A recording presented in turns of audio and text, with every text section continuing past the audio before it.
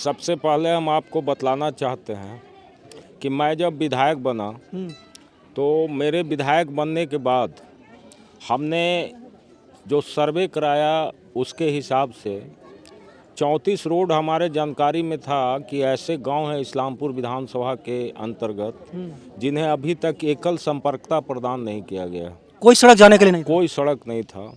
तो हमने जब RWD के लोगों से संपर्क किया, पदाधिकारियों से, और उनको कहा कि आप एक जनरल सर्वे करा लीजिए कि कितना रोड छूटा हुआ है, तो 34 से छूट कर बढ़ करके वो 41 हो गया। मतलब पूरे इस्लामपुर में 41 गाँव हो? जी, 41 रोड था। उसकी सूची बनी। सूची बनने के बाद हम लोगों ने देखा कि ये वैसे गांव हैं जहां एक तरह के लोग रहते हैं और वैसे गांव को जानबूझ करके राजनीतिक विद्वेष की भावना से उन गांवों को संपर्कता प्रदान नहीं किया गया। तो हमने उसी समय चुनाव जीतने के बाद कहा था कि मेरी पहली प्राथमिकता होगी कि जो गांव सड़क से छूटा हुआ है उस गांव तक सड़क पहुंचाना, और इसके लिए हम विधायक बनने के बाद प्रयास किए। सबसे पहले कंगरसराय में, आपको याद होगा, यहाँ के पूर्व विधायक जो थे उनकी गाड़ी एक जगह जलाई गई थी। रोड नहीं तो वोट नहीं का नारा, हमला हुआ। हमला कहिए या जो कहिए। तो उस गांव में हमने जीतने के बाद सबसे पहले सड़क बनाया। पहला शिलान्यास मेरा वहीं हुआ जिस गांव में विधायक का विरोध हुआ। जी, वो उस गांव को हमने शिवशंकरपुर, वो गांव है, और सामने एक कुसेता गांव है, समझे ना, वो फलकुसराय बोलता है। फलकुसराय के बगल में कुसेता है जो हिलसा में। तो उन दोनों सड़कों को हमने सबसे पहले शिलान्यास किया, और दोनों सड़क अभी बन के तैयार है, वहाँ लोग घूम रहे हैं। तो इस तरह से हमने बनने के बाद प्रयास शुरू किया, और अभी तक इस्लामपुर विधानसभा क्षेत्र में 22 सड़कों की स्वीकृति हुई, जो कि एकल संपर्कता पथ के माध्यम से उन गाँवों को जोड़ने का काम किया गया। लेकिन दुर्भाग्य ये है कि अभी ये जो सड़क का अभी जो हम शिलान्यास कर रहे हैं, इस सड़क की स्वीकृति लगभग 1 साल पूर्व हमारे जब नेता आदरणीय श्री तेजस्वी प्रसाद यादव जी बिहार के ग्रामीण कार्य मंत्री थे, उन्होंने ही इसकी स्वीकृति दी थी। और स्वीकृति के बाद जब सरकार बदली, हम लोग सरकार से अलग हो गए, तो 1 साल तक टेंडर की प्रक्रिया में उलझा करके इस सड़क को रखा गया। एक बार टेंडर हुआ, रद्द हुआ, दोबारा टेंडर हुआ, दोबारा टेंडर के बाद काफ़ी दबाव बनाने के बाद अभी काम शुरू हो रहा। तो ये जो बिहार सरकार के मुखिया हैं आदरणीय नीतीश कुमार जी, जो कहते हैं कि हम न्याय के साथ विकास कर रहे हैं, तो विकास में न्याय तो हमको कहीं दिखाई नहीं पड़ता हमारे क्षेत्र में।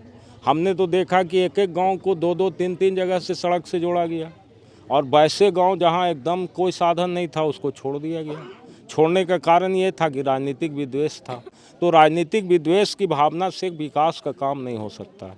विकास के लिए यदि आपका सोच है तो आप उस सोच को जाति, धर्म, मजहब और संप्रदाय से ऊपर उठा करके सब लोगों का विकास की बात कीजिए, तभी सुंदर समाज बन सकता है। हमने तो कोई पक्षपात नहीं किया। उनके भी 1-2 गांव छूटे हुए थे, उसको भी सड़क से जुड़वा रहे हैं।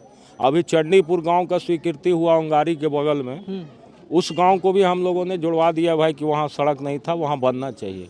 तो हमारे साथ कोई भेदभाव हम लोगों ने नहीं किया, लेकिन इन लोगों ने 20 बरस तक स्वर्गीय किशवल्लभ जी के मरने के बाद खास करके ये दक्षिणी पूर्वी इलाका जो है, इस इलाका के साथ हमेशा भेदभाव और उपेक्षापूर्ण व्यवहार किया।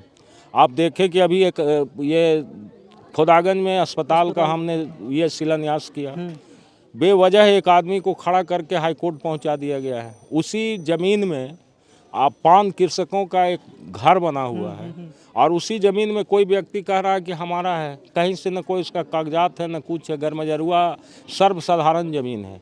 यदि गरमजरुआ मालिक कहा जाता तो सेटलमेंट का भी बात हो सकता था। सर्वसाधारण ज़मीन का न सेटलमेंट हो सकता न कुछ हो सकता। जब भी होगा तो सार्वजनिक हित में उसका उपयोग होगा।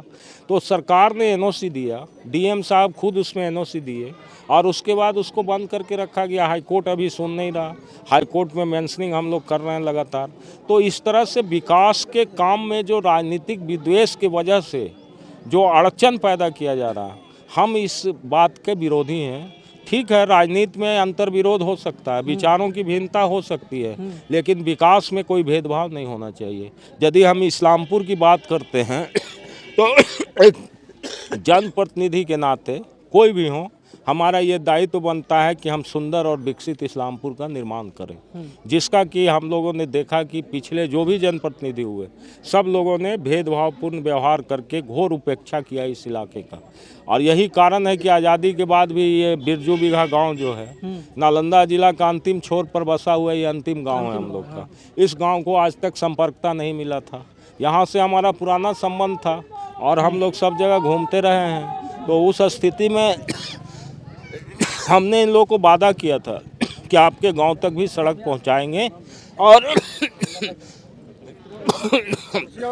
उसी सड़क का आज हम शिलान्यास के लिए यहाँ आए हैं। और अभी 10 सड़क की स्वीकृति मिली है, जिस 10 सड़क में 4 सड़क का कल हमने परसों शिलान्यास किया था और आज हम 3 सड़क का शिलान्यास कर रहे हैं। एक यहाँ है, एक दहौर बीघा में है और एक भेलू बीघा में, चोरा बीघा जिसको बोला जाता है। आप अभी वार्तालाप के दौरान बोल रहे थे विधायक जी कि जब हम सत्ता में थे तो हमारा काम जल्दी जल्दी हो रहा था, तो क्या लगता है कि विपक्ष के जितने भी विधायक हैं उनके हर एक क्षेत्र में ऐसा ही होता होगा? हमने तो कहा ना कि सरकार भेदभावपूर्ण नीति अपना रही है।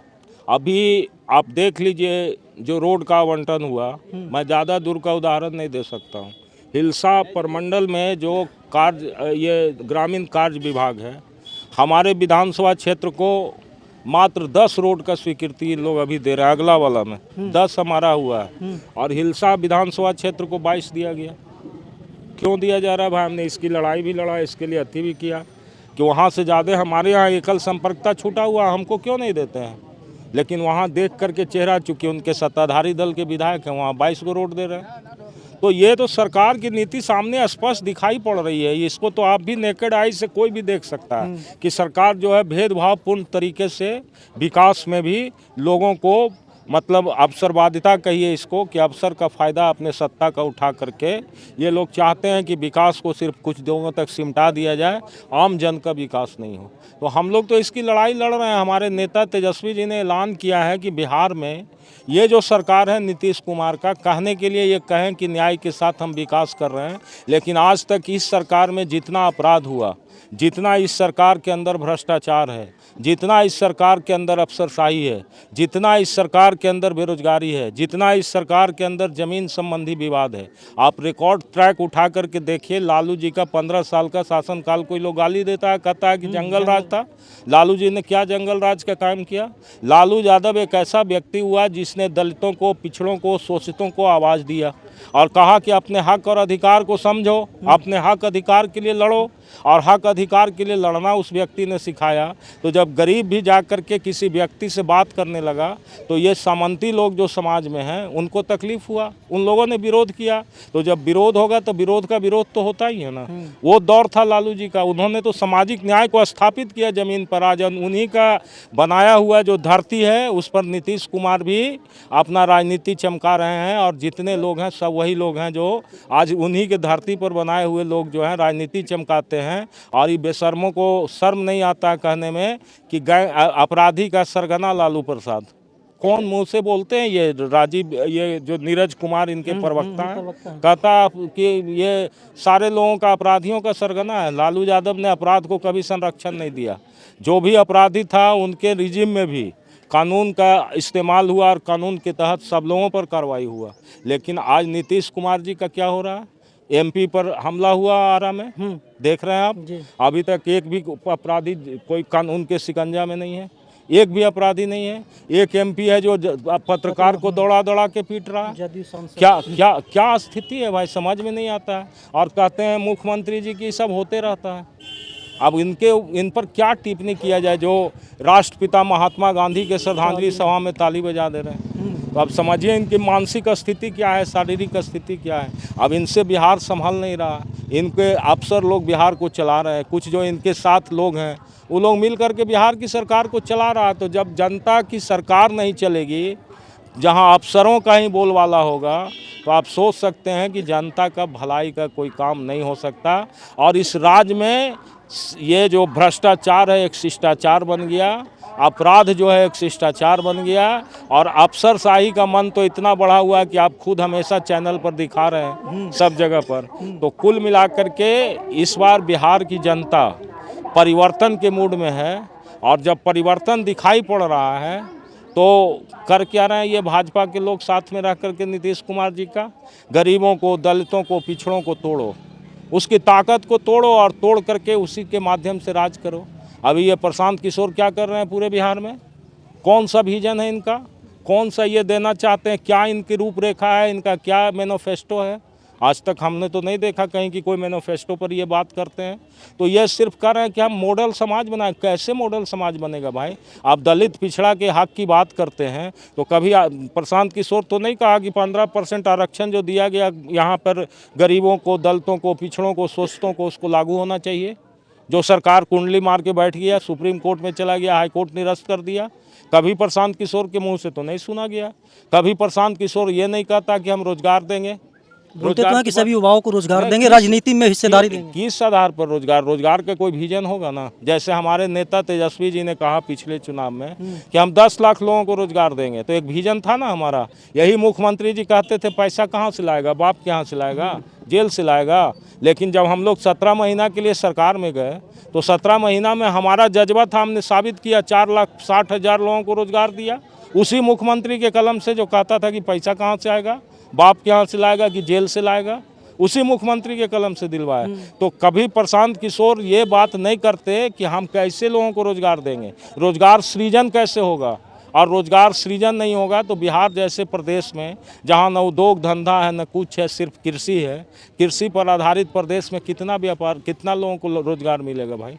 चलिए तो संभव ही नहीं है। इसलिए लोग तो सब्जबाग दिखा रहा है, जनता को ठग रहा है। और ये सब लोग का आप टिप्पणी का बात करते हैं, इन लोग का टिप्पणी का क्या जवाब दिया जाए? टिप्पणी का जवाब को ऐसे व्यक्ति का दिया जाता है जो आदमी समझता हो राजनीति को, जो समझता हो शिक्षा को, जो समझता हो संस्कृति को, सामाजिक बनावट को, ऐसे लोगों की बात। आखिरी सवाल हुआ विधायक जी कि 5 तारीख को आपके नेता लालू प्रसाद यादव जी इस्लामपुर आ रहे हैं, अपने क्षेत्र के जनता को क्या कहना चाहेंगे? देखिए, यहाँ के जन नेता स्वर्गीय किशवल्लभ बाबू, जिन्होंने इस्लामपुर की ज़मीन पर संघर्ष करके सभी जाति, धर्म, मजहब और संप्रदाय को एक सूत्र में बांध के अपनी राजनीति की बिसात यहाँ पैदा की थी। और उसी राजनीति के ज़मीन पर आज भी हम लोग जिंदा हैं, उन्हीं के बनाए हुए राजनीति पर आज भी हम लोग जिंदा हैं। इसलिए वैसे व्यक्ति जो लालू जी के साथ भी रहे और जब संकट आया लालू जी की सरकार को, तो उन्होंने इस उद्देश्य से सरकार को भी बचाया कि गरीबों, दलितों और पिछड़ों की सरकार है। जिस दल में थे कुछ विरोध भी था, लेकिन उन्होंने खुली कहा कि नहीं, इस सरकार को रहना चाहिए बिहार में। तो ये ताकत जिस व्यक्ति ने इस इलाके से पैदा किया, उनको हम लोग श्रद्धा से जन नेता और केबी कह के पुकारते हैं। सब लोग जानते हैं जो पुराने लोग हैं, तो उन्हीं की पुण्यतिथि है। हम तो निमंत्रण देने गए थे तेजस्वी जी को भाई कि आप ही चलिए, लेकिन लालू जी कहे कि किशवल्लभ जी को तेजस्वी जी नहीं जानते हैं। तेजस्वी जी तो आज के दौर के नेता हैं, किशवल्लभ जी हमारे दौर के नेता थे, इसलिए हम चलेंगे, हम उनके श्रद्धांजलि सभा में जाएंगे। आ रहे हैं हमारे नेता। हम क्षेत्र की जनता से अपेक्षा रखते हैं कि पूरी ताकत के साथ, पूरी एकजुटता का प्रदर्शन करते हुए एक ऐतिहासिक आम सभा हम लोग इस्लामपुर में करने जा रहे हैं 5 फरवरी को, आदरणीय राष्ट्रीय अध्यक्ष लालू प्रसाद जी की अगुवाई में। और उसी में हम लोग अपने नेता स्वर्गीय किशवल्लभ प्रसाद जी को श्रद्धांजलि भी अर्पित करेंगे। इसलिए आपके चैनल के माध्यम से भी हम सभी माँ बहनों, जो भी जिस जाति धर्म के लोग हैं, जो भी भाई बंधु हैं, सबसे अनुरोध है कि 5 फरवरी को इस्लामपुर आएँ और अपने नेता आदरणीय लालू प्रसाद यादव जी का भाषण सुने। और एक ऐसा व्यक्ति का भाषण जो कि मरा हुआ आदमी में भी जोश पैदा करता है, वैसा लालू यादव का व्यक्तित्व रहा है। तो निश्चित रूप से ये सौभाग्य है कि इस्लामपुर में वो आ रहे हैं। बहुत दिनों के बाद आ रहे हैं, बीमार पड़े हैं, बीमार पड़ने के बाद वो नहीं आए थे। लगभग 10 साल से इस्लामपुर में उनका आगमन नहीं हुआ, 10 साल के बाद आ रहे हैं। हम लोग के लिए सौभाग्य की बात है। हम सबसे अनुरोध करेंगे कि सब लोग आएँ और उनके कार्यक्रम में शिरकत करें। इन्हीं बातों के साथ आपको बहुत बहुत धन्यवाद।